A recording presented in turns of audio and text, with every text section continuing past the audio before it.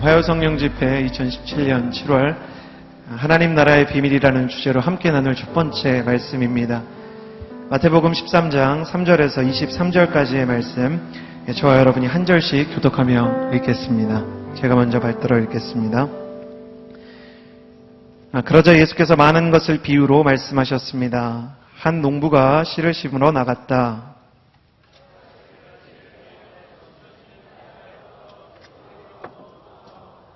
또 어떤 씨는 흙이 많지 않은 돌밭에 떨어져 흙이 얕아 싹이 곧 나왔으나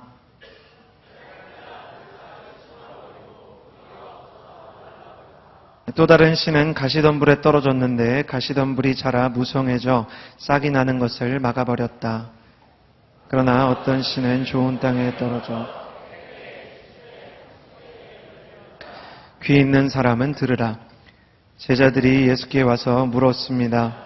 왜 사람들에게 비유로 말씀하십니까? 예수께서 대답하셨습니다. 너희에게는 하늘나라의 비밀을 아는 것이 허락됐으나 다른 사람들에게는 그렇지 않다. 가진 사람은 더 받아 더욱 풍성해질 것이고 가지지 못한 사람은 가진 것마저 빼앗길 것이다. 내가 비유로 가르치는 이유는 그들이 보아도 보지 못하고 들어도 듣지 못하며 깨닫지 못하기 때문이다. 이사야의 예언이 그들에게 이루어지는 것이다. 너희가 듣기는 들어도 깨닫지 못하며 보기는 보아도 깨닫지 못할 것이다. 이 백성들의 마음이 굳어져서 귀는 듣지 못하고 눈은 감겨 있다. 이것은 그들로 하여금 눈으로 보지 못하게 하고 귀로 듣지 못하게 하고 마음으로 깨닫지 못하게 하고 돌아서지 못하게 해 내가 그들을 고쳐주지 않으려는 것이다. 그러나 너희 귀는 들을 수 있으니 복이 있다.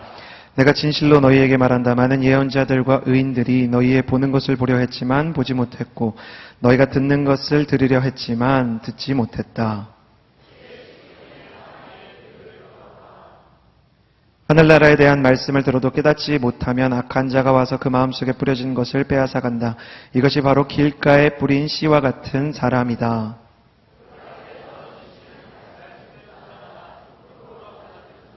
뿌리가 없기 때문에 오래가지 못한다. 말씀 때문에 고난이나 핍박이 오면 곧 걸려 넘어진다.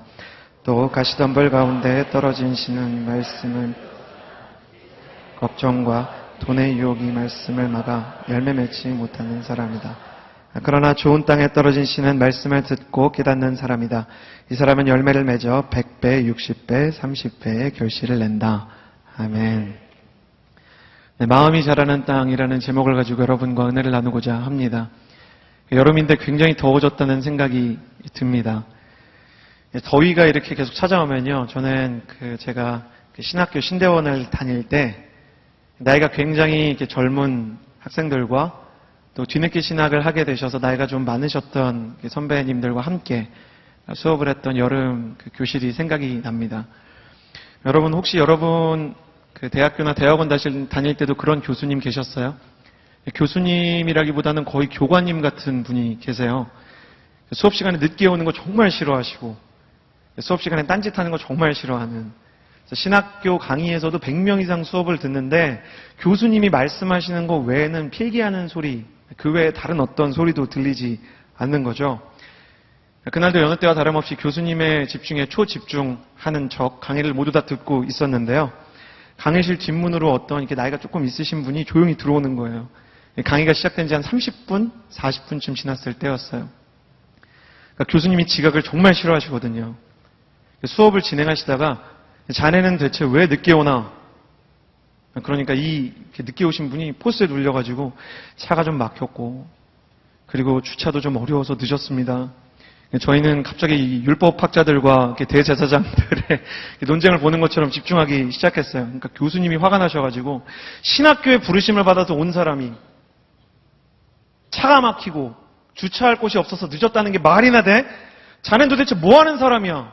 그랬는데 그분이 죄송합니다. 저 에어컨 고치러 왔는데요. 그러시는 거예요. 학생이 아니고 에어컨 고치려고 쉬는 시간에 들어오셔야 되는데 일정이 있으시니까 조용히 들어와서 이렇게 배관 보시려고 뒤로 들어왔는데 교수님이 갑자기 죄송합니다. 제가 그러면 안 되는데, 그리고 그 교수님이 그 학기에 체프를 설교하면서 교만의 실체라는 제목으로 설교하셨던 게 기억이 납니다. 살다 보면 예수님을 믿던 믿지 않던 오해가 생기는 때가 굉장히 많아요. 교회를 다니는 사람에게나 교회를 다니지 않는 사람에게나 상처가 생기고 갈등이 생기는 이유 중에 하나는 오해라는 생각이 듭니다.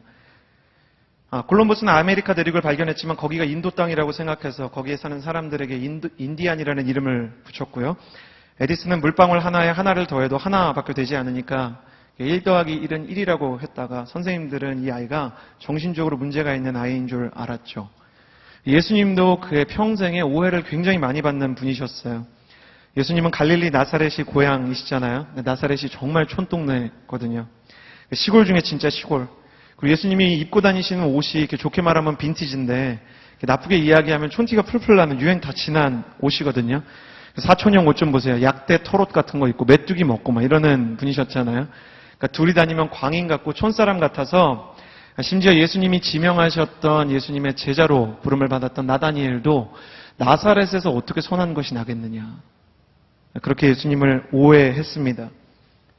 그러나 나다나엘이 그렇게 예수님을 오해했다가 실제로 예수님을 만났을 때 그는 하루 만에 당신은 참 하나님의 아들이시며 오시는 하나님이십니다. 그렇게 고백을 바꾸게 되죠.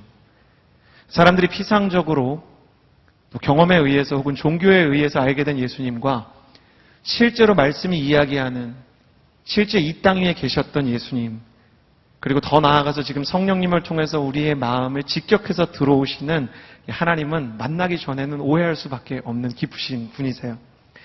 이번 화요 성령 집회에는 그 깊으신 하나님, 그 안에서도 하나님의 비밀을 담은 마태복음 13장의 말씀을 통해서 주님의 비유 속에 담겨진 진정한 예수님의 실체, 그 예수님의 음성을 듣고자 합니다.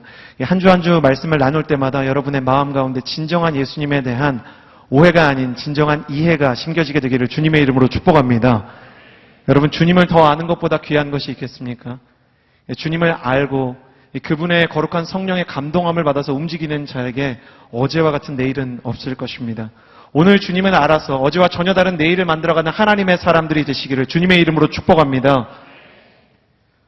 오늘 특별히 씨 뿌리는 자의 비유, 교회를 오래 다니신 분들은 잘 알고 있는 비유인데요. 이 말씀 안에 있는 오해와 그리고 진실을 넘어서 그 안에 담긴 예수님의 진심을 살펴보는 시간이 되었으면 좋겠습니다. 세 가지 오해와 세 가지 예수님의 마음을 나눌 텐데요. 함께 10절에서 11절의 말씀을 같이 읽어보았으면 좋겠습니다. 10절에서 11절의 말씀 같이 읽겠습니다. 시작. 제자들이 예수께 와서 물었습니다. 예수께서 대답하셨습니다. 너희에게는 하늘나라의 비밀을 아는 것이 허락됐으나 다른 사람들에게는 그렇지 않다. 어떤 이단 단체나 조금 이렇게 색깔이 강경한 단체에서는요, 예수님께서 제자들에게만 이 씨 뿌리는 비유를 해석해 주셨다는 것을 근거로 예수님은 선별적으로 선택한 사람들에게만 그분의 음성을 들려주시는 분이시다. 선택을 받지 않으면 예수님께서는 어떠한 일군의 무리를 배제해서 주님의 말씀을 영원히 깨닫지 못하게 하신다라는 근거로 이 말씀을 제시합니다. 물론 그런 면이 없지 않아 있어요.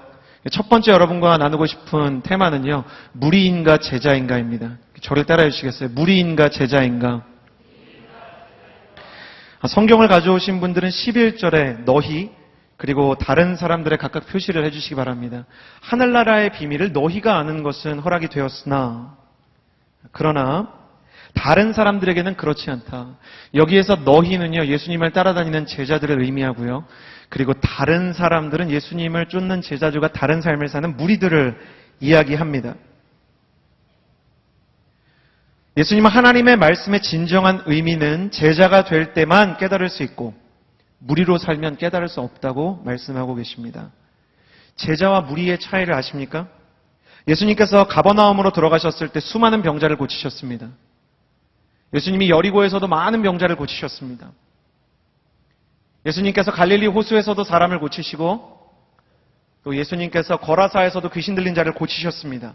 수도 없이 예수님은 사람을 고치시고 귀신을 쫓아내셨습니다. 그때 병이 나은 자들 중에 떠나는 예수님을 보면서 예수님이 이제 가버나움을 떠나고 자기 동네를 떠나면 눈물을 흘리면서 예수님 다음에 꼭 다시 오세요. 이렇게 이야기하는 사람들이 무리입니다. 그리고 떠나는 예수님과 함께 지금 서 있는 곳을 박차고 예수님을 따르는 자들이 제자입니다. 제자는 예수님의 말씀을 따르기 위해서 인생의 경로를 바꿔서 주님의 발걸음이 임하는 곳으로 자신의 발걸음을 옮기고, 무리는 예수님의 말씀을 듣고 눈물을 흘려도 그 말씀에 의해서 내 인생의 경로는 변화하지 않습니다. 제자는 예수님을 위해서 자신의 인생을 헌신하지만 무리는 자신을 위해서 예수님을 헌신시킵니다. 무리는 자기의 꿈이 이루어지기 위해서 기도하고, 제자는 예수님의 꿈이 이루어지기 위해서 기도하는 사람들입니다. 이 시간 말씀이 선포되는 이 자리에서 스스로에게 이렇게 질문해 보시기를 바랍니다. 나는 제자인가 아니면 무리인가? 수많은 청년들이 오늘도 하나님의 뜻을 구합니다. 내가 놓인 상황에서 하나님의 음성은 무엇인가? 내가 직장 A로 가야 하는가? 직장 B로 가야 하는가? 내가 소개팅을 해야 하는가? 아니면 독신으로 살아야 되는가? 내가 선교를 나가야 하는가? 아니면 학원을 다녀야 하는가? 하나님의 뜻이 무엇입니까? 간절한 마음으로 예배의 자리를 찾습니다. 그러나 그렇게 열심히 외쳐도 하나님의 뜻을 분별할 수 없고 하나님의 음성을 알 수 없다고 이야기하는 청년들이 오늘날 너무나 많습니다. 왜냐하면 하나님의 말씀이 들리지 않는 이유는 우리가 들을 준비가 되어 있지 않기 때문입니다. 배와 그물을 버려두고 주님을 따르는 제자들에게 주님이 비유를 풀어주셨듯이, 내가 서 있는 자리에서 주님의 음성이 임한다면 나의 발걸음을 주님의 마음과 음성이 있는 곳으로 옮기겠다고 각오한 청년들에게는 주님은 말씀하십니다. 전 여러분이 하나님의 음성을 구하는 자가 되기 전에 하나님의 음성에 따라 나의 발걸음을 옮길 수 있는 믿음이 있게 되기를 주님의 이름으로 축복합니다. 왜 주님의 음성을 들을 수 없는가? 주님의 음성이 임해도 마음속에 이런 태도가 있기 때문이에요. 너는 내가 말하면, 너는 내가 너에게 나의 마음을 전하면 그 말에 따라 너의 발걸음을 옮기겠느냐? 그 마음에 따라 너의 손길을 펼치겠느냐? 그런데 그렇게 말씀하시면 주님 말씀하시는 거 봐서요. 주님 그 내용이 무엇인지 봐서요. 그래서 주님 저를 무엇이든 주님 원하는 것으로 쓰십시오 하고 뒤돌아가서 집으로 갈 때 고민하는 거예요. 북한으로 가라 그러면 어떡하나? 여러분, 북한을 아무나 보내지 않습니다.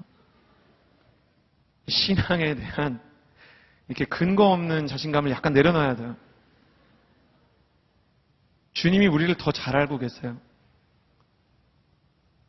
그래서 준비가 되지 않은 자에게 주님의 뜻을 강요했다가 혹여 그가 주님을 부담스러워 떠나게 될까 봐 주님은 때로 말씀을 아끼실 때가 있는 거예요. 그러나 그럼에도 불구하고 나의 계획과 소원을 버리고 나는 주님을 따르겠다고 작정하면 주님은 우리에게 말씀하십니다. 저는 그 주님의 음성을 깨달아서 그 음성대로 순종할 수 있는 하나님의 마음과 동기화된 청년들이 일어나기를 주님의 이름으로 축복합니다. 하나님께서 우리를 부르고 계세요. 또 주님은 제자들에게 이렇게 말씀하셨습니다. 12절의 말씀을 이어서 읽겠습니다. 12절 같이 읽겠습니다. 시작.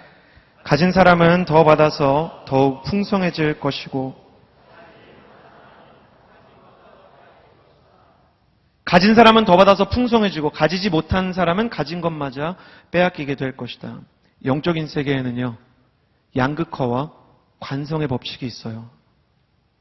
왜냐하면 신앙에 단계적인 중립지대는 있어도 영원한 회색지대는 없기 때문입니다. 천국과 지옥 사이에는 아무것도 없는 것처럼. 그래서 주님께서는 계시록에 차든지 덥든지 하나만 하라고 말씀하신 거예요. 달려온 방향이 달려갈 방향을 정하듯이 믿음이 믿음을 부르고 불신은 불신을 부릅니다. 기도가 기도를 부르고 침체는 침체를 부릅니다. 감사의 고백은 감사할 사건을 만들고 원망과 한탄은 불평할 사건을 초래합니다. 그래서 수많은 사람들이 내 인생에 원망할 일들이 멈추지 않는다. 그것은 사실 원망할 사건 때문에 계속 원망이 터져 나오는 것이 아니라 원망하기 때문에 내 인생의 해석에 눈이 삐뚤어져서 계속 원망의 해석들이 일어나고 있는 거예요. 감사하고 영광을 돌리고 주님께 돌아와야 할 때 돌아오지 않기 때문에 계속 가지 말아야 할 길을 가는 것이죠. 아인슈타인이 얘기한 것처럼 어제처럼 오늘을 살면서 내일이 달라지기를 기대할 수는 없는 거예요. 그렇다면 안 되는 사람은 끝까지 안 되는 것인가? 하나님의 은혜와 축복과 회복이 생기지 않는 사람은 끝까지 안 생기는 것인가? 넘어진 사람은 영영이 일어날 수 없는 것인가? 그렇지 않습니다. 왜냐하면 예수님께서 제자들을 위해서 이 말씀을 하고 계시지만요, 여기서 첫 번째 오해를 풀고 가야 돼요. 정말 제자들만 알아듣기 위해서, 선별적인 사람들만 이 메시지를 듣기 위해서 비유를 풀어주셨는가? 그렇지 않습니다. 만약에 그렇다면 이것은 구두전승만 해야 돼요. 문서전승을 하면 안 됩니다. 씨 뿌리는 자의 비유의 해석편이 이미 12,000원짜리 성경에 다 나와 있잖아요. 그것은 주님께서 하나님의 때가 이르기까지 맡은 자를 선별하신 것이지 들을 자를 영원히 선별한 건 아니었어요. 그래서 이단들이 이렇게 이야기하는 것을 여러분 조심하시고 경계하셔야 됩니다. 하나님 나라의 비밀이요, 예나 지금이나 듣는 자만 들을 수 있어요. 이 뜻을 모르세요? 어떡해. 긍휼한 표정을 우리 쳐다보면서 구원 받으셨어요? 언제 받으셨어요? 씨 뿌리는 자의 비유의 진짜 진실을 알고 계세요? 그런 분들은 눈도 왜 이렇게 무섭게 뜨시는지 모르겠어요. 그래서 제가 이야기해보라고 관심이 있다고 그래서 들어보았는데요. 선별된 사람만 들을 수 있다. 모든 이단들이 놀랍게도 공통적으로 이렇게 얘기합니다. 이단들은 서로가 이단이라고 정죄하는데요. 이 교리의 뿌리가 굉장히 비슷해요. 그래서 하나님의 교회나 신천지나 이야기하는 게 유사할 때가 있습니다. 그런데 어떤 류의 이단들이 그렇게 말해요. 하나님의 뜻은 선별된 목자를 통해서만 들을 수가 있다. 그러나 씨 뿌리는 자의 비유가 모든 이에게 공개된 것을 보십시오. 하나님은 이미 세워진 제자들을 통해 잠재적인 제자들에게 전할 메시지를 심고 계시는 중이에요. 이해가 되시나요? 모든 이에게 닫아놓은 게 아니에요. 그러나 이미 먼저 제자로 따르는 이들, 그러나 여전히 무리를 벗어나지 못하고 있는 저들도 포기할 수 없기 때문에 제자인 너희가 먼저 이 말씀을 받아서 성령을 받은 이후에 사도가 되어서 지금 제자가 될 엄두를 내지 못하는 저들에게 나의 말씀을 전하여라 말씀하고 있는 거예요. 오늘 이 자리에 신천지에서 파송된 혹은 다른 이단에서 파송된 파수꾼들 계시면 손 한번 들어주시겠어요? 이 말씀의 진리를 명확하게 깨달으시기를 바랍니다. 주님은 함부로 사람을 배제하지 않으세요. 주님의 사랑과 주님의 진심을 아셔야 돼요. 사실 보십시오. 제자들도 육신으로는 배와 그물을 버려두고 갈릴리 바닷가를 떠나서 예루살렘으로 상경하는 예수님을 쫓고 있었지만 그들의 마음은 예수님과 동상이몽이었어요. 십자가를 이해하지 못하고 부활의 도를 이해하지 못하고 있었습니다. 그럼에도 불구하고 미숙한 제자들에게 예수님은 당신의 말씀을 전하고 계셨어요. 왜냐하면 예수님은 그들의 잠재적인 회심의 가능성을 끝까지 믿고 계셨기 때문입니다. 예수님께서는 사람을 선별하고 사람을 배제한 것이 아니라 당신의 제자들을 믿기로 결단한 사랑의 하나님이셨던 거예요. 그 주님이 여러분을 믿고 계신 줄을 믿습니다. 그래서 잘 알아듣지 못해도 여기에 들어와 계신 거예요. 오늘 이 자리에 전혀 말씀과 상관없는데 무슨 말을 하는지도 모르겠는데 여자친구 손에 이끌려 새신자 예배도 아니고 화요 성령 집회에 오신 여러분 혹시 계시다면 이 자리에 있는 많은 이미 성령 충만한 크리스천들이 그러하듯이 여러분도 언젠가 이때를 기억하며 은혜의 눈물을 흘리게 될 거예요. 아무것도 모르는 나에게 그렇게 주님께서 열심히 말씀을 전하셨구나. 그때가 은혜가 필요한 모든 사람에게 임하기를 주님의 이름으로 축복합니다.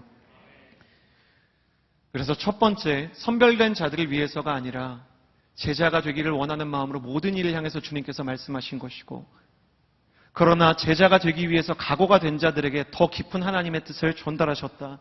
그래서 우리는 무리를 넘어서서 제자가 되어 이 주님의 말씀을 따라 주님의 마음을 들고 주님의 메시지를 들고 세상을 향해 나아가는 사도가 되어야 한다. 무리인가 제자인가? 무리도 아니고요, 제자도 아니고 더 넘어 사도가 되는 사람들이 되시기를 주님의 이름으로 축복합니다.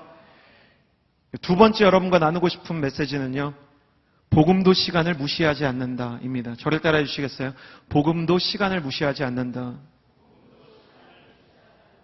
우리가 이 씨 뿌리는 자의 비유를 들을 때요, 씨 뿌리는 자가 뿌리는 이 땅들의 구성에 따라서 사람을 종류로 분류합니다. 사람은 그런 종류가 있어. 길가 같은 사람, 돌짝밭 같은 사람, 가시덤불 같은 사람, 그리고 옥토 같은 사람. 주로 누가 옥토냐면요, 내가 순장인데 내가 순모임 인도할 때 내 말을 잘 들어주고 리액션하는 사람. 옥토와 같은 사람이죠. 그리고 자꾸 질문을 던지는 사람, 가시덤불 같은 사람인 거야. 그래서 순장들끼리 혹시 이런 얘기 안 해보셨나요? 언니 순에 옥토 같은 사람 있어? 정말 하나님께서 보내주신 옥토 같은 사람이야. 그죠? 사람을 종류로 나누는 거예요. 그래서 사람이 어떤 반응을 보이느냐에 따라서 저 사람은 참 마음밭이 좋은 사람이야. 그리고 저 사람은 참 마음밭이 좋지 않은 사람이야. 그렇게 이야기하죠. 그러나 씨 뿌리는 자의 비유는요, 네 종류의 사람이 아니라 한 사람이 하나님 앞에 나아가는 네 단계를 의미합니다. 네 종류가 아니에요. 왜냐하면 가령 길가에 떨어진 씨들은요, 아예 뿌리를 내리지 못합니다. 그러나 그 다음에 나오는 돌밭에 뿌려진 씨는 뿌리는 내리는데 줄기를 내지 못해요. 가시덤불 위에 떨어진 씨는요, 줄기까지 내는데 가시덤불에 가로막혀서 열매를 맺지 못하고요. 좋은 땅은 열매를 맺어요. 더 결정적으로 좋은 땅이라는 단어는 원어로 개간된 땅이라는 뜻입니다. 그러니까 비옥한 땅이 아니고요, 개간되고 개척된 땅이에요. 하나님께서는 농부가 되셔서 길가와 같은 땅, 돌밭과 같은 땅, 가시덤불 같은 땅, 그 모든 좋지 않은 땅들을 옥토로 바꿔가는 작업을 해나가고 계시는 거예요. 그래서 정상적인 이해를 한다면요, 우리는 이 말씀에서 내가 어느 단계에 있는지 겸손하게 살펴야 돼요. 그러면 어떤 단계가 있는가? 첫 번째 단계부터 하나씩 살펴보도록 하겠습니다. 19절의 말씀 같이 읽겠습니다. 19절 말씀 시작. 하늘나라에 대한 말씀을 들어도 깨닫지 못하면 악한 자가 와서 그 마음속에 뿌려진 것을 는 사람이다. 먼저 길가와 같은 마음의 단계가 있습니다. 하나님의 말씀이 뿌려졌는데 마음이 이렇게 포장이 돼버렸어요. 이 길가예요. 이 당시 로마 치하에서 지금도 로마 여행을 가보면 지금 아스팔트가 포장되어 있는 것처럼 돌로 또 다른 특수 재질들로 마차가 다닐 수 있는, 말이 다닐 수 있는 일종의 포장을 쭉 해놓았는데요. 당연한 얘기지만 아스팔트 땅에다가 씨를 뿌리면 열매를 맺을 수 없듯이 당시 로마의 길가에도 씨를 뿌린다 해서 싹이 날 수가 없었습니다. 마음이 완전히 굳어져 있는 거예요. 완전히 마음이 식어서 차가워져 있는 것입니다. 누가복음에서 그 이유를 더 명확하게 설명하는데요. 같은 비유에 대해서 누가복음은 길가에 떨어진 씨는 먼저 사람에게 밟히고 새들이 쪼아먹었다고 말합니다. 그리고 마태복음, 누가복음에서 새들이 와서 쪼아먹는 것은 악한 영이 쪼아먹는 것인데요. 누가복음의 서술에 따르면 악한 영이 와서 쪼아먹기 전에 사람이 먼저 그 씨를 밟아버립니다. 굳건하게 닫혀버린 마음의 이유가 누가복음의 기술이 되어 있는 것이죠. 사람은 왜 마음이 굳어지고 차가워지고 포장이 되어버리고 하나님의 마음이 들어올 수 없는 닫힌 문이 되었나? 사람에게 짓밟혀서 상처가 났기 때문입니다. 사람에게 짓밟히고요, 또 같은 성도나 예수님을 믿는 사람들에게도 심지어 짓밟힌 마음은 일어나기가 쉽지 않은 거예요.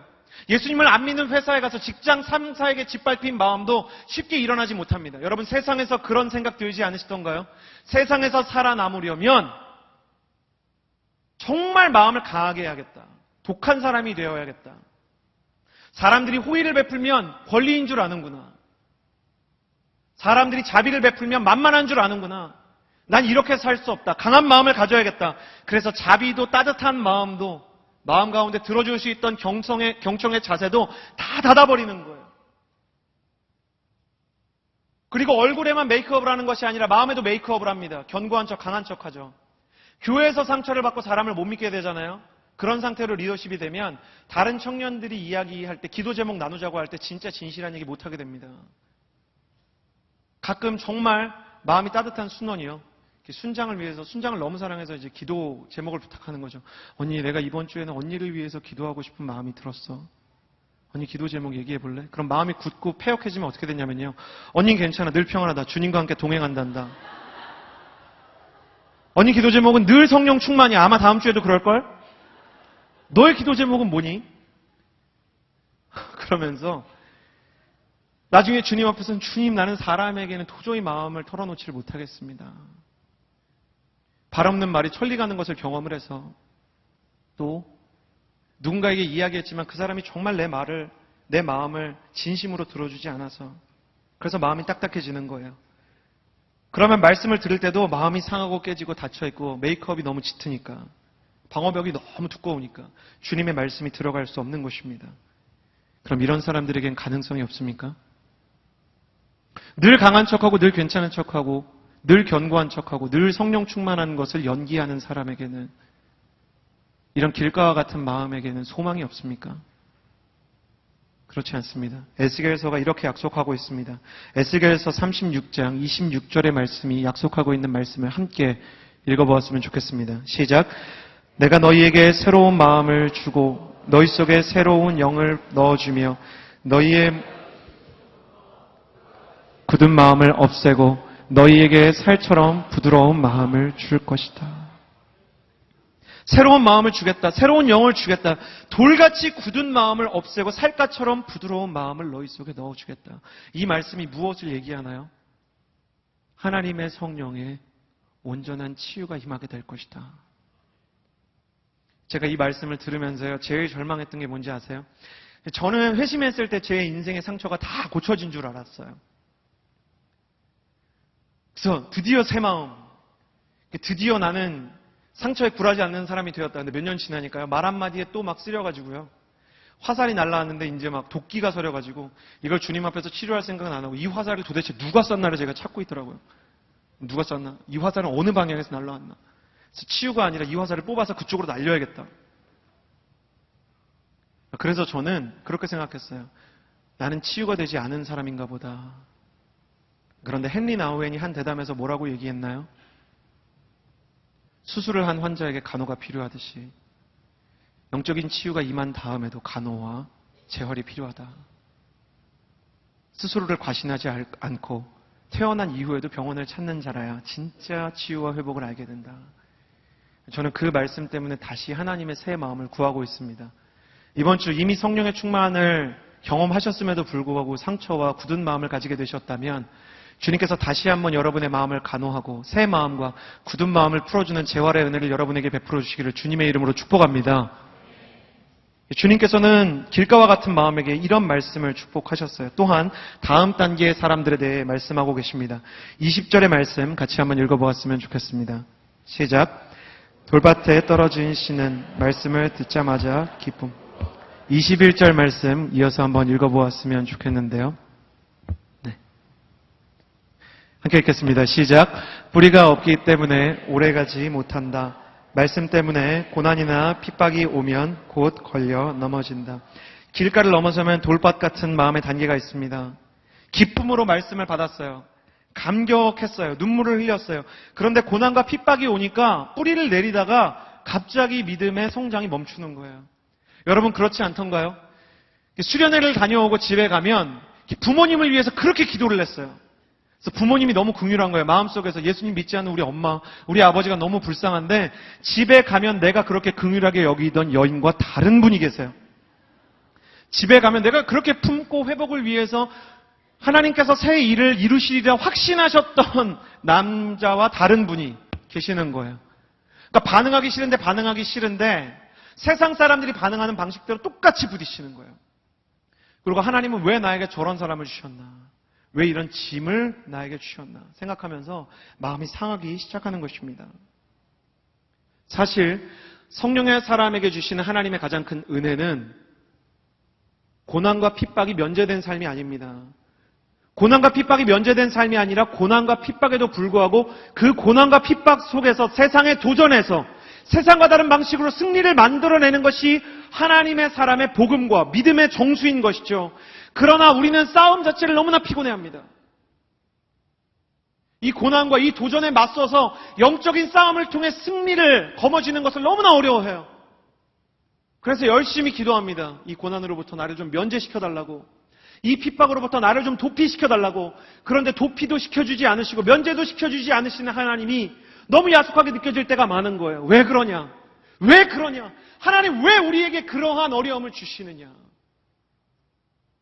그것은 하나님께서 우리의 영적인 근력과 능력을 견고하게 하기 위함입니다.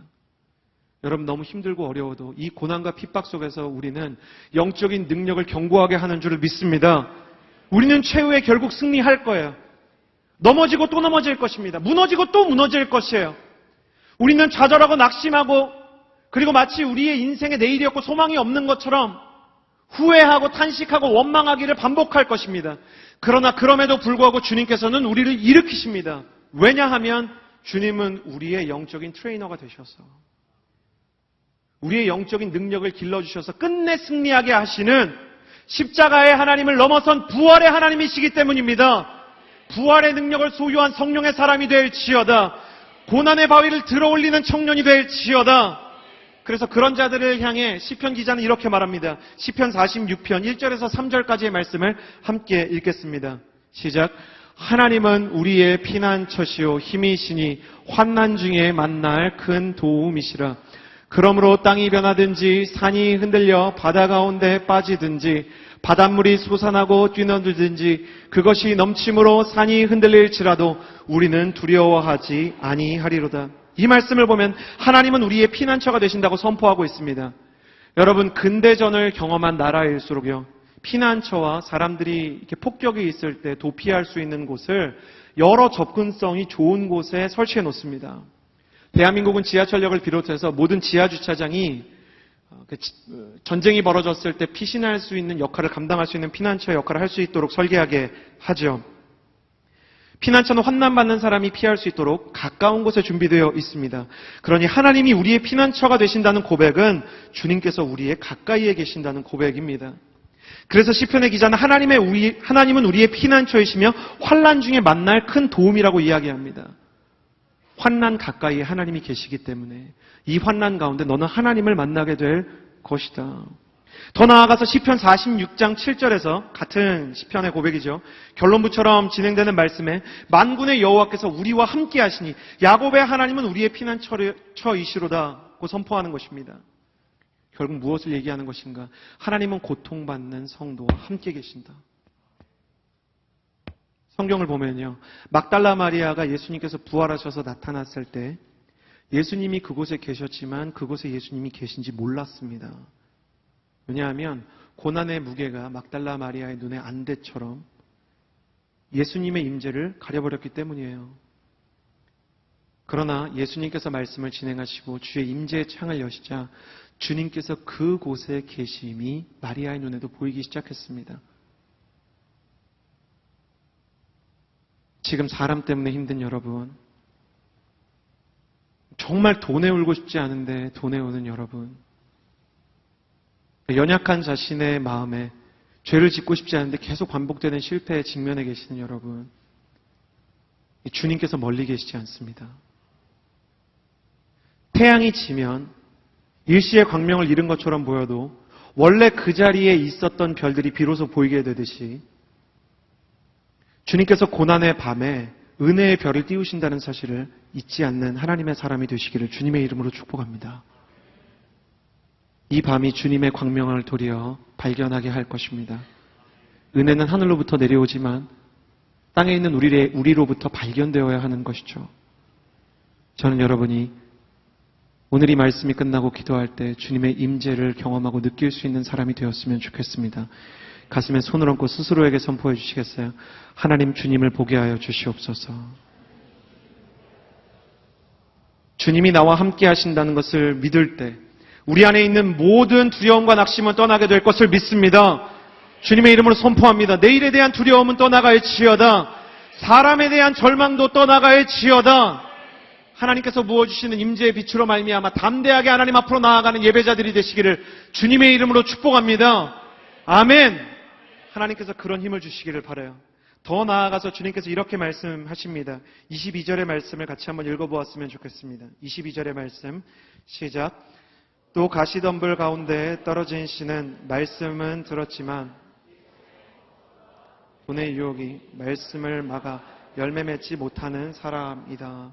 돌밭을 이겨내고 뿌리를 내리면 줄기를 막는 가시덤불이 있어요.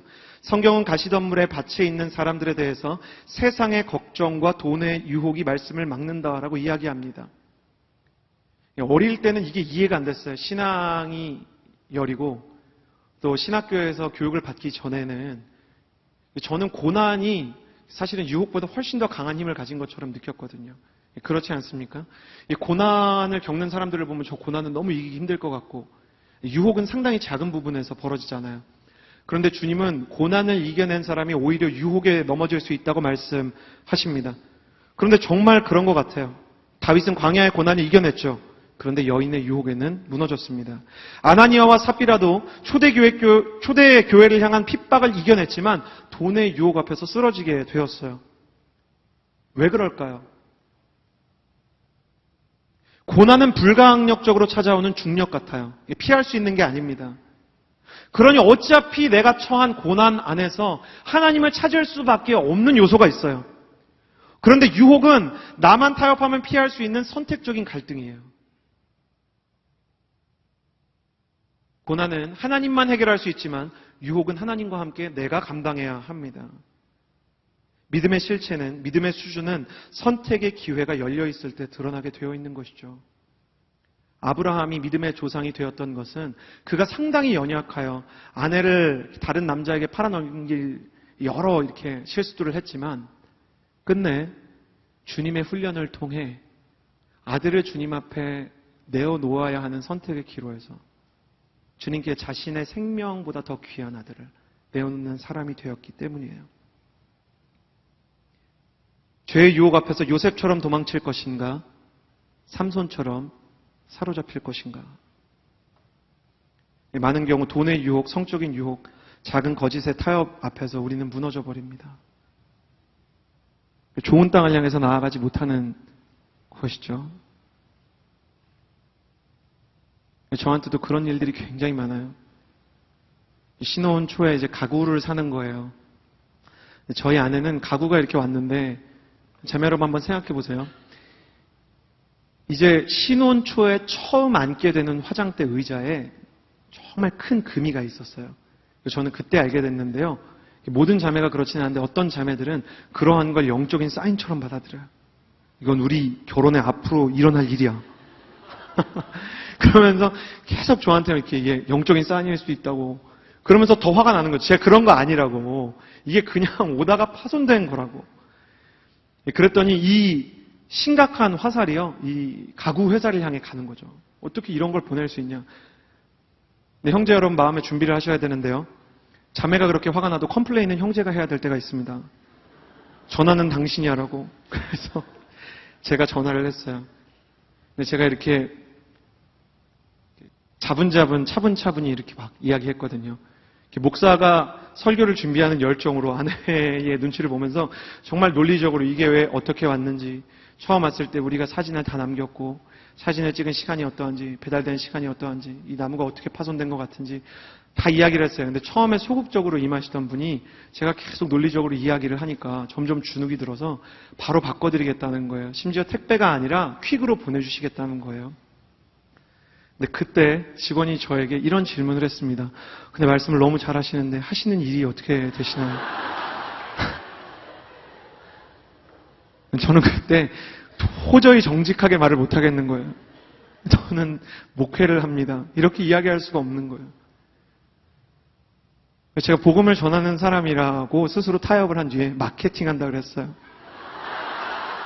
마케팅한다고 제가 이렇게 홍보를 하고 있습니다. 도저히 정직하게 말할 수가 없는 거예요. 뿐만 아닙니다. 정직해야 될 때 정직하지 않은 거예요. 밤에 아무도 없는데 신호위반 하면 안 되는데 신호위반을 하다가 새벽에 정말 신실하게 단속을 하는 경관에게 이렇게 붙잡힌 일이 있어요. 그래서 왜 신호위반 하셨냐고 해서 너무 급했다고, 홀리스타 가는 길이었군요. 도대체 어디를 가시는 거냐고 말할 수가 없는 거예요. 새벽 기도하러 갑니다. 눈물이 나네요, 정말. 그렇게 말을 할 수가 없는 거예요. 얼마나 간사한지 마음이. 정직한 삶을 살지 못하니까 정직한 고백을 할 수가 없더라고요. 그렇게 가면 지금은 웃으면서 이야기하지만 그날은 그게 하루 종일 저를 괴롭혔습니다. 너는 어떤 사람이냐. 제가 너무 싫은 거예요. 예수님을 닮았다고 하지만 실제로는 이렇게 달라지고 나아진 게 별로 없는 거죠. 스스로의 마음에 절망하고 낙심할 때 복음의 정수를 다루는 로마서는 우리에게 이렇게 선포합니다. 로마서 8장 1절에서 2절 말씀 같이 한번 읽어보았으면 좋겠습니다. 로마서 8장 1절에서 2절입니다. 함께 읽겠습니다. 시작. 그러므로 이제 예수 안에 있는 사람들은 정죄를 받지 않습니다. 이는 그리스도 예수 안에 있는 생명의 성령의 법이 죄와 죽음의 법에서 여러분을 해방했기 때문입니다. 이 말씀은 복음의 핵심을 다루는 로마서에서도 가장 중요한 말씀입니다. 우리는 늘 죄와 유혹에 무너질 수밖에 없는 사람이지만 그리스도 안에 거하기로 작정하는 사람, 그분의 사랑 안에 한 걸음씩 더 나아가기 원하는 사람에게 주님께서 성령을 주신다. 끝내 그 성령이 우리에게 승리를 주시는 날이 있을 것이다. 우리의 힘으로는 죄와의 싸움에서 절대로 승리할 수 없습니다. 세상에 있는 문제가 우리의 존재보다 더 크듯이 세상 안에 존재하는 갈등들, 관계 안에 존재하는 갈등들이 잠재적인 우리의 모든 능력보다 훨씬 더 강력하듯이 죄의 힘은 사망으로 대변되듯 인간이 벗어날 수 있는 그 어떤 가벼운 문제가 아닙니다. 그러나 그럼에도 불구하고 그리스도께서 직접 죽으시고 살아나셔서 우리에게 약속하신 성령 안에서 우리는 끝내 성령의 승리를 경험하게 될 것이다. 작은 이익 앞에서 정직을 포기하고 육신의 정욕 앞에서 거룩을 포기하고 질투와 분노의 먹이가 되어서 사랑을 상실했던 우리에게 주님은 다시 사랑을 결단하고 정욕을 뒤로한 채 거룩의 길을 가고 작은 이익을 무시하고 정직의 길을 걸어갈 청년을 세우고야 말 것이다. 주님의 고집이, 주님의 능력이 우리의 고집을 꺾고 우리의 무능을 일으키는 날이 올 것이다. 성경이 이야기하고 있는 것입니다. 끝내 약속되어 있는 이 복음의 약속 앞에 믿음을 가지고 반응해서 이 예수 그리스도와 성령의 약속이 참임을 삶을 통해 증명해내는 그리스도의 증인이 되기를 주님의 이름으로 축복합니다. 주님께서는 증거를 하나도 남기지 않으셨지만 그리스도의 부활에 대해, 그리스도의 기적에 대해 그 어떤 의학적인 과학적인 증거를 남기지 않으셨지만 도리어 그 증거를 넘어서는 그것을 이 나라 이 땅 이 시기에서도 동일하게 재현해내는 그리스도의 증인들을 통해 증거보다 위대한 증인의 세대를 만들기를 원하시는 하나님이신 줄을 믿습니다. 증거는 사건을 말하지만 증인은 생명의 실체를 대변하기 때문입니다. 주님께서는 그렇기 때문에 이 유혹의 싸움에서 우리가 승리하게 되기를 원하시고 우리가 그 일을 해내시기를 믿으시며 그리고 우리가 패배하고 우리가 넘어져도 우리를 다시 일으켜 주십니다. 그래서 그 주님을 벗어나지 않고 넘어짐에도 불구하고 연약함에도 불구하고 가시덤불이 많음에도 불구하고 끝까지 그리스도 안에 거하기 위해 온 마음을 다하는 주님의 사람들이 되시기를 예수님의 이름으로 축복합니다. 그리고 이제 마지막으로 좋은 땅이 있습니다. 23절의 말씀 같이 읽겠습니다. 시작. 그러나 좋은 땅에 떨어진 씨는 말씀을 듣고 깨닫는 사람이다. 이 사람은 열매를 맺어 100배, 60배, 30배의 결실. 비로소 좋은 땅으로 개간이 된 사람들이 있습니다. 길가처럼 포장되었던 굳은 마음을 드러내고 고난의 돌들을 골라내고 유혹의 가시덤불을 쳐낸 이후에 비로소 개척된 옥토입니다. 그러나 존경하는 이재철 목사님의 말씀에 따르면 땅의 입장에서 이 개간은 자신의 일부와 같았던 포장된 메이크업을 뜯어내고 자신의 마음속 깊이 박혀 있었던 바위를 드러내고 자신의 마음속에 이미 뿌리를 내린 가시덤불을 뽑아내는 힘겹고 아픈 수술의 과정입니다. 우리는 좋은 땅이 되어가는 과정에서 끊임없이 이 고통과 아픔을 경험하게 될 것입니다. 그러나 중요한 것은 땅이 주도적으로 자신을 개간할 수는 없다는 거예요. 이 모든 개간은 농부가 합니다. 땅의 입장에서도 느껴지는 고통, 그 이상의 고통을 농부가 경험합니다. 아스팔트를 뜯고 돌을 빼내고 가시덤불을 쳐내느라 농부의 이마와 몸은 땀 범벅이 되고 농부의 손은 피투성이가 됩니다. 그리스도의 십자가를 암시하고 있어요.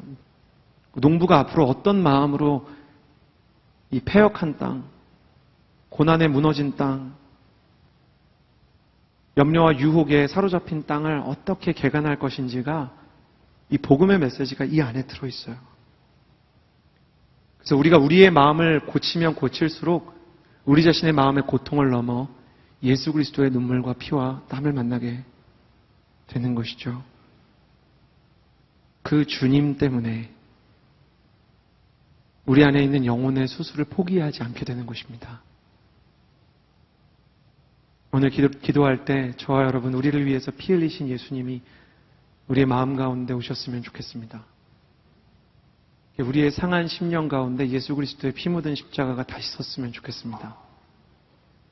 그래서 우리의 연약함과 우리의 실패에도 불구하고 비긴 어게인 다시 시작할 수 있는 힘이 생겼으면 좋겠습니다.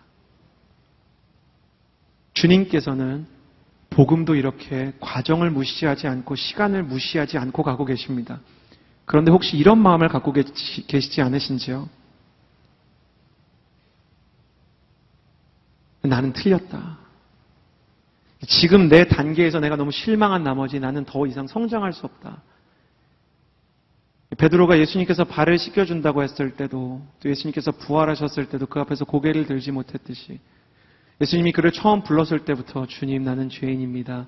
나를 떠나십시오 말했던 것처럼 예배의 자리에 나와 있지만 주님 나는 틀렸습니다 라고 생각하지 않는지 주님은 때로는 아픈 이 개간의 과정을 그리고 이 개간의 시간을 주님과 우리가 함께 견뎌나가기를 원하십니다. 조급하지 마십시오. 우리가 선을 행하되 낙심하지 말지니 때가 이르면 이루리라. 사도 바울이 빌립보서에서 말했죠. 여기서 낙심이란 빨리 포기하는 마음을 의미합니다. 원어로 빨리 포기한다라는 뜻이에요. 빨리 포기하지 않으면 주님의 뜻을 이루고 주님의 선이 이루어지는 날이 있을 것입니다. 저 여러분 모두에게 주님의 선이 이루어지는 날이 오기를 그리고 그 날까지 우리가 버틸 수 있기를 축복합니다. 마지막으로 3절과 7절의 메시지를 읽기를 원합니다. 3절에서 7절까지의 말씀 함께 읽겠습니다. 시작. 예수께서 많은 것을 비유로 말씀하셨습니다. 한 농부가 씨를 심으러 나갔다. 그가 씨를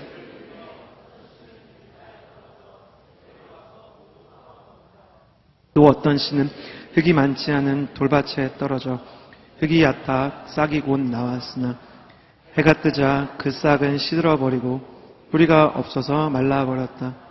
또 다른 씨는 가시덤불에 떨어졌는데 가시덤불이 자라 무성해져 싹이 나는 것을 막아버렸다. 마지막으로 나누고 싶은 메시지는 저를 따라해 주시겠어요? 사랑 없이는 한 문장도 이해할 수 없다. 사랑 없이는 이 비유를 온전히 이해할 수 없습니다. 이 비유를 다시 처음부터 보십시오. 농부이신 하나님, 그리고 이 비유를 전해주시는 예수님은 씨를 뿌리면서 여기가 길가라는 것을 알고 있습니다. 씨를 뿌리면서 여기가 가시덤불이라는 걸 알고 뿌립니다. 농부의 눈에 안 보이겠어요? 효율적인 농사를 생각한다면 좋은 땅에만 씨를 뿌려야죠. 그런데 농부는 좋은 밭이 아닌 땅에도 씨를 뿌립니다. 길가에도 돌밭에도 가시덤불에도 씨를 뿌립니다. 농부는 알고 있습니다. 지금 여기 아무리 씨를 뿌려봐야 제대로 된 열매를 맺을 수 없다. 그래도 씨를 뿌립니다. 왜냐하면 이건 사업에 대한 이야기가 아니라 구원에 대한 이야기이기 때문입니다. 땅에 대한 이야기가 아니라 사람에 대한 이야기이기 때문입니다. 예수님은 쓸모에 따라서 사람을 사랑하는 분이 아닙니다. 저는 이 해석을 여러 이단 단체에서 이렇게 해석하는 게 너무 속상합니다. 사람을 아까 이야기한 것처럼 네 종류의 사람으로 나누는 거죠. 한 사람의 네 단계를 이야기하지 않고요. 그리고 이렇게 가르쳐요, 실제로. 좋은 밭에 시간을 투자하라고. 좋은 밭에만 복음을 전하라고. 우리의 가르침과 우리의 비밀에 관심이 있는 사람을 구하라고. 그리고 그 사람에게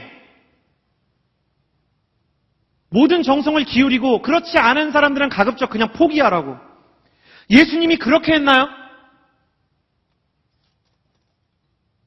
이번엔 진지하게, 혹시 이 자리에 정말 이단에 빠지신 분들이 있다면, 이 비유를 그렇게 배운 분들이 있다면 정신 차리셔야 돼요. 예수님은 그렇게 하지 않으셨어요. 길가 같은 사람도 예수님은 진심으로 대했어요. 그 사람이 돌짝밭 같아도, 여러분과 제가 가시덤불 같아도 예수님이 우리 대할 때 힘 빼고 대합니까? 사랑을 50%만 쓰나요? 예수님은 될성 싶은 나무만 봅니까?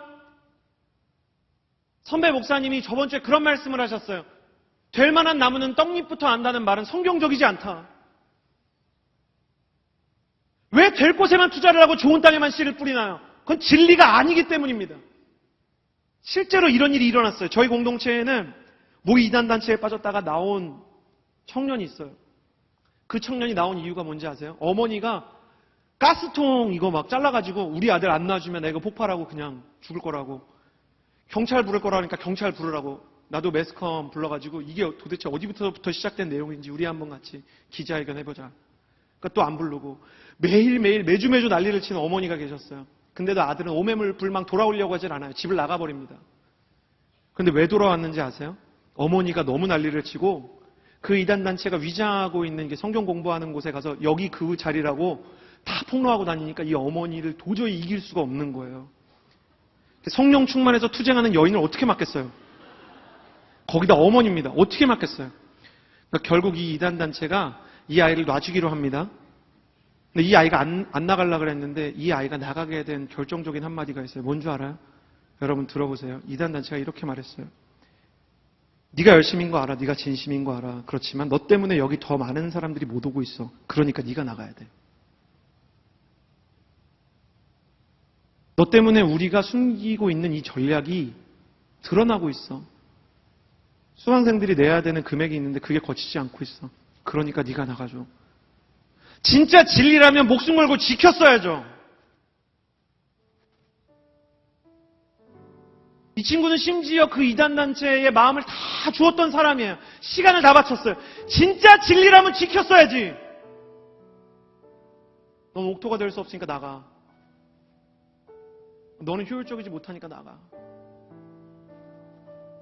그래놓고 예수님의 비밀이 거기 있다고요?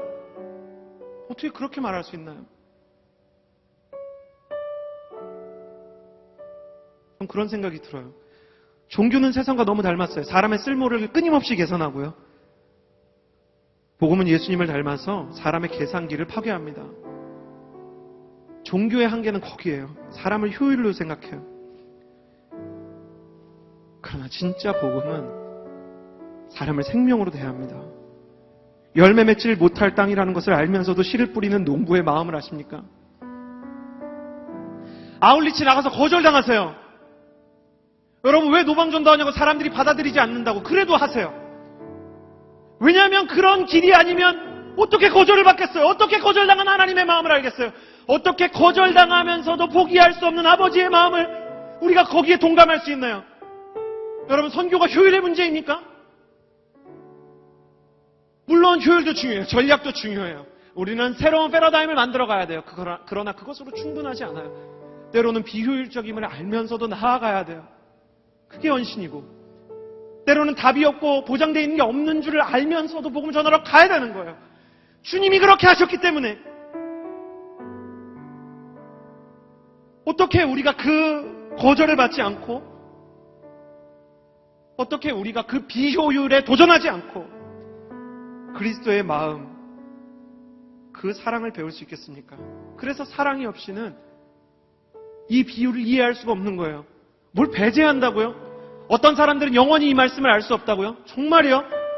농부가 길가에 씨를 뿌리고 있는데 제자들을 불러다가 따로 뜻을 이야기하시지만 길가라고 마다하지 않으시고 돌짝밭이라고 마다하지 않고 있다고 제자들에게 가르치고 있는데요. 주님의 진심은 더 깊은 이 비유의 진실은 나는 아무도 함부로 포기하지 않는다는 거예요. 그래서 우리는 우리의 가족을 포기할 수 없어요. 그래서 우리는 우리의 친구를 포기할 수 없어요. 그래서 우리는 아울리치를 나가요.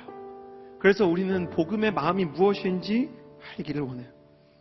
오늘 내 마음이 너무 척박한 광야와 같다, 내 마음이 너무 차가운 동토처럼 얼어붙었다고 생각하는 분들, 예수님이 당신이라고 포기할 것 같습니까? 길가 같은 마음으로 여기 나왔다고. 도대체 목사님은 저렇게 설교를 하면서 왜 이렇게 소리를 지를까? 마음 가운데 답답하고 이해가 안 되는 분들, 도대체 이 청년들이 왜 해결되지 않는 문제를 안고 여기까지 나왔는가? 이해가 안 되는 당신도 주님은 포기하지 않아요. 고난 앞에서 이제는 지쳤습니다. 하나님, 나는 더 이상 기도할 수 없습니다라고 말하는 돌짝박 같은 청년도 배제하지 않아요. 주님께서는 염려에 가시덤불을 뛰어넘을 수 없는 우리를 한심하게 쳐다보시지 않아요. 그래서 우리도 우리 자신에 대해서 함부로 실망하면 안 되는 것입니다. 왜 실망하십니까? 누가 여러분의 마음에 복음을 그렇게 가르쳤습니까? 누가 여러분의 마음을 속입니까? 누가 새들처럼 여러분의 마음에 날아와서 복음의 씨앗을 삼키려고 합니까? 내가 예수 그리스도의 이름으로 명하노니 모든 거짓의 영은 떠나갈지어다. 주님의 사랑의 메시지, 그 복음이 임하게 하여 주시옵소서. 우리 그런 마음으로 찬양을 한곡 부르고 함께 기도하기를 원합니다. 이 찬양을 부를 때 내 모습 이대로라는 찬양인데요, 나를 위해서도 찬양하고 내가 정말 포기하고 싶은, 내 생각엔 정말 바뀌지 않을 것 같은 사람들을 위해서도 축복하는 마음으로 함께 찬양했으면 좋겠습니다. 내 모습 이대로 사랑하시네.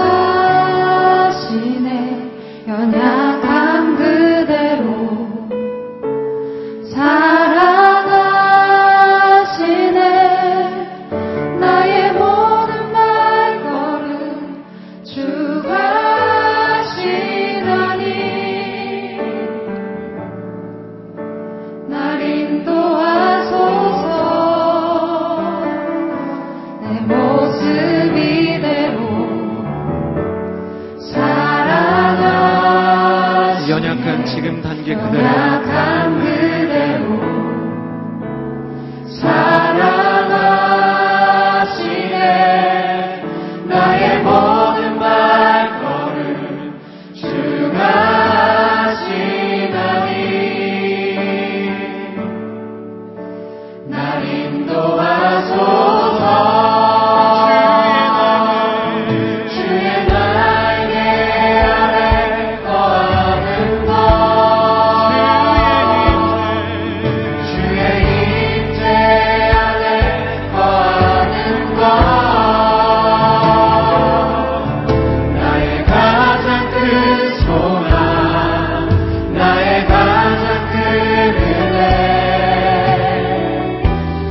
주와 함께 동행하느니 주의 날개 아래 거하는 것, 주의 날개 아래 거하는 것, 주의 임재 안에 거하는 것, 나의 가장 큰 소망, 나의 가장 큰 은혜, 주와 함께 동행하느니. 이 시간 내 마음이 아직 옥토가 되지 못하여 이 주님 앞에 여전히 길가와 같은 자들, 또 돌밭과 같은 사람들, 염려와 유혹 앞에 무릎 꿇은 주의 청년들을 초청합니다. 이 찬양의 가사처럼 우리는 그 낮은, 그 연약한, 그 무너진 단계에서도 주와 함께 동행할 수 있습니다. 왜냐하면 농부가 친히 이미 그 밭을 개간하기로 결정하셨기 때문입니다. 주님, 내 마음도 일구어 주시옵소서. 주님, 내 마음도 기경하여 주시옵소서. 주님, 내 마음도 고쳐 주시옵소서. 주님이 원하는 수준까지 변화되게 하여 주시옵소서. 주의 성령의 개간을 바라는 청년마다 그 자리에서 일어나서 기도합시다. 함께 일어나 기도하며 나아갈 때, 주님, 나의 마음을 개간하여 주시옵소서. 나의 영을 기경하여 주시옵소서. 그렇게 고백하는 청년들마다 주여 3번 외치고 간절히 주님 앞에 기도하며 나아갑니다. 주여!